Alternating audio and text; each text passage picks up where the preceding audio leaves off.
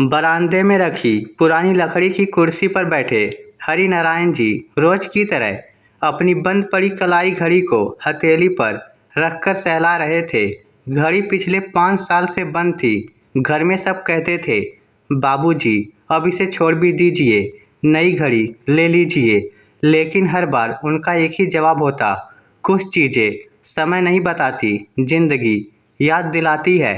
नई नई ब्याह कर आई बहू सिया रोज ये दृश्य देखती, लेकिन कभी कुछ पूछती नहीं थी। एक दिन उसने देखा कि बाबूजी बिना घड़ी पहने ही मंदिर जाने लगे।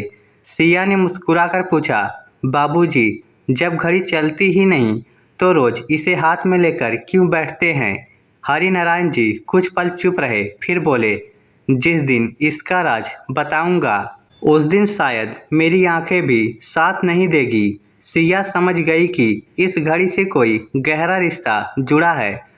कुछ दिन बाद घर की सफाई करते समय सिया ने देखा कि बाबूजी की चप्पल टूटी है, बनियान पुरानी है, लेकिन अलमारी के सबसे ऊपर उस बंद घड़ी के लिए अलग डिब्बा रखा है। उसने पति आदित्य से पूछा, ये घड़ी इतनी खास क्यों है?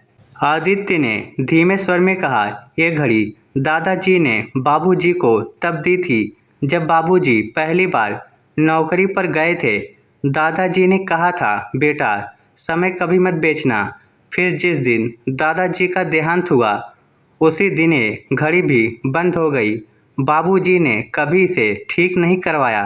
कहते हैं जिस दिन इसे फिर चलाऊंगा ऐसा लगेगा जैसे पिताजी सचमुच चले गए। सिया की आंखें भर आई। 2 महीने बाद सिया को नौकरी का पहला इंसेंटिव मिला। उसने किसी को कुछ नहीं बताया, सीधे शहर के सबसे पुराने घड़ी साज के पास पहुंची। घड़ी साज ने घड़ी खोलते ही कहा, बेटी ये तो बहुत पुरानी है।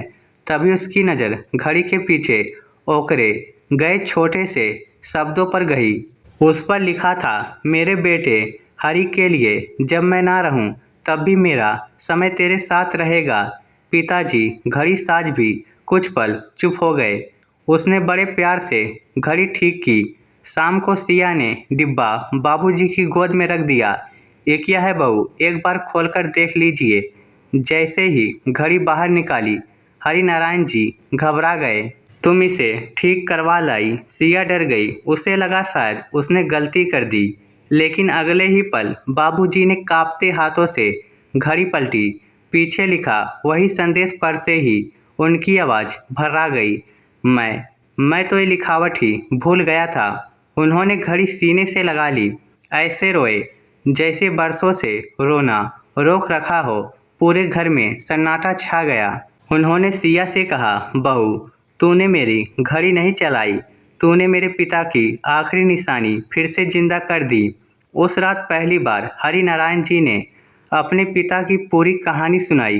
कैसे उनके पिता खेत बेचकर उन्हें पढ़ाने शहर भेजे, कैसे खुद नंगे पैर रहे लेकिन बेटे को नौकरी तक पहुंचाया, और कैसे मरने से 2 दिन पहले यही घड़ी उनके हाथ में बांधी थी। सिया चुपचाप सुनती रही, फिर बोली, बाबूजी रिश्ते तब नहीं मरते जब लोग चले जाते हैं, रिश्ते तब मरते हैं जब उनकी यादें संभालना छोड़ देते हैं। हरिनारायण जी ने रोते हुए उसका सिर चूम लिया।